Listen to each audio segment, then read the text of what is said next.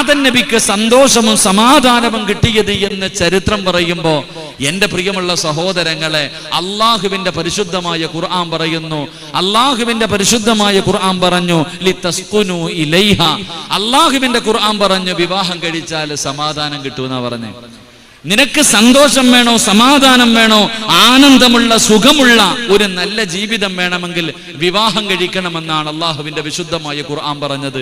അള്ളാഹു നമുക്ക് ഈമാൻ നൽകി അനുഗ്രഹിക്കുമാറാകട്ടെ. അപ്പൊ വിവാഹം കഴിച്ചാൽ സമാധാനം കിട്ടും, സന്തോഷം കിട്ടും, ആനന്ദം. ഈ ആകാശത്തിന്റെ കീഴിലെ ഏറ്റവും സന്തോഷമുള്ള ജീവിതം കുടുംബ ജീവിതമാണെന്ന് ചരിത്രങ്ങൾ നമുക്ക് പഠിപ്പിച്ചു തരുമ്പോ ഈ സദസ്സിൽ നിരന്നിരിക്കുന്ന ആൾക്കാർ ചിന്തിക്കും, അല്ലാഹുവേ, എന്നിട്ട് ഞാൻ പെണ്ണ് കെട്ടിയിട്ട് എൻ്റെ കുടുംബ ജീവിതത്തിൽ സന്തോഷമില്ലല്ലോ. തന്നെ ഖുർആൻ പറഞ്ഞത്, ചരിത്രം പറയുന്നത് വിവാഹം കഴിച്ചാൽ സന്തോഷം കിട്ടുമെന്ന. എങ്കിലും നമ്മളുടെ പലരുടെയും ജീവിതത്തിൽ ആ സന്തോഷം കിട്ടുന്നില്ല. അപ്പൊ അതിന്റെ കാരണം ഖുർആനിനല്ല തെറ്റുപറ്റിയത്, നമുക്കാ തെറ്റുപറ്റിയ.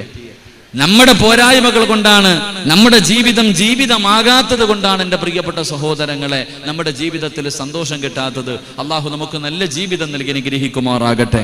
അള്ളാഹു സന്തോഷവും സമാധാനവുമുള്ള ജീവിതം നൽകി അനുഗ്രഹിക്കുമാറാകട്ടെ. എൻ്റെ പ്രിയമുള്ളവരെ, വിവാഹമെന്ന് പറയുന്നത് ഒരു ഇബാദത്താണ്. ഇന്നീ രണ്ട് നിക്കാഹുകൾ, പാവപ്പെട്ട രണ്ട് സഹോദരിമാരുടെ നിക്കാഹുകൾ ഈ പുണ്യമായ സദസ്സിൽ വെച്ച് ഉലമാക്കളുടെ നടുവിൽ, ഉമറാക്കളുടെ നടുവിൽ, അള്ളാഹു ഇഷ്ടപ്പെട്ടവരുടെ മുന്നിൽ വെച്ച് രണ്ട് പാവപ്പെട്ട പെൺകുട്ടികളുടെ വിവാഹം, അതും പടച്ചവനെ സുന്നത്തായ രീതിയിൽ, ഇസ്ലാം പറയുന്ന രീതിയിൽ, മുത്തുനബി പറഞ്ഞു തന്ന രീതിയിൽ, ആഡംബരങ്ങളോ അനാചാരങ്ങളോ അള്ളാഹുവിന്റെ പരിശുദ്ധമായ ദീനുൽ ഇസ്ലാമിന് പേരുദോഷം കേൾപ്പിക്കുന്ന ഒരൊറ്റ അനാചാരവുമില്ലാത്ത രീതിയിൽ, വളരെ മനോഹരമായ രീതിയിൽ, സുന്നത്തായ രീതിയിൽ ഈ വിവാഹം നടത്താൻ ഇതിന്റെ സംഘാടകർക്ക് കഴിഞ്ഞു. അള്ളാഹു അവർക്ക് സ്വർഗം നൽകി അനുഗ്രഹിക്കുമാറാകട്ടെ. കാരണം ഇന്നത്തെ വിവാഹങ്ങൾ എന്താണെന്ന് ഞാൻ പറയാതെ നിങ്ങൾക്കറിയാം. അവനവന്റെ പണക്കൊഴുപ്പ് കാണിക്കാനുള്ള ഒരു വേദിയായി വിവാഹം മാറി.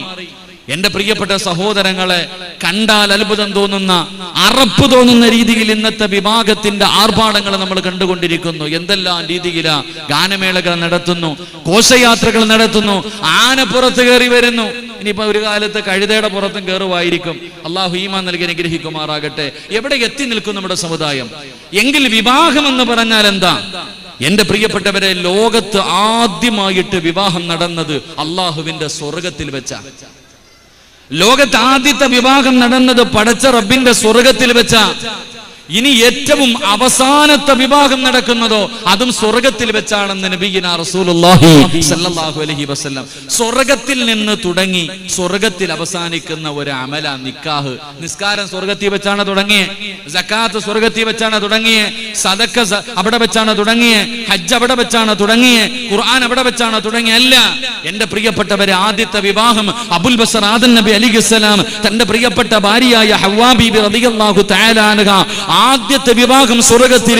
ഇനി അവസാനത്തെ വിവാഹം മഹാനായ നബി മുഹമ്മദ് മുസ്തഫ സ്വല്ലല്ലാഹു അലൈഹി വസല്ലമ തങ്ങൾ, ആസിയ ബീബി റളിയല്ലാഹു തആല അൻഹ, മറിയം ബീബി റളിയല്ലാഹു തആല അൻഹ, ഇവരെ വിവാഹം കഴിക്കുന്നത് സ്വർഗത്തിൽ വെച്ചാണെന്ന് ചരിത്രം പറയുമ്പോ എന്റെ പ്രിയപ്പെട്ട സഹോദരങ്ങളെ, വിവാഹം എന്ന് പറയുന്നത് ഇബാദത്താ.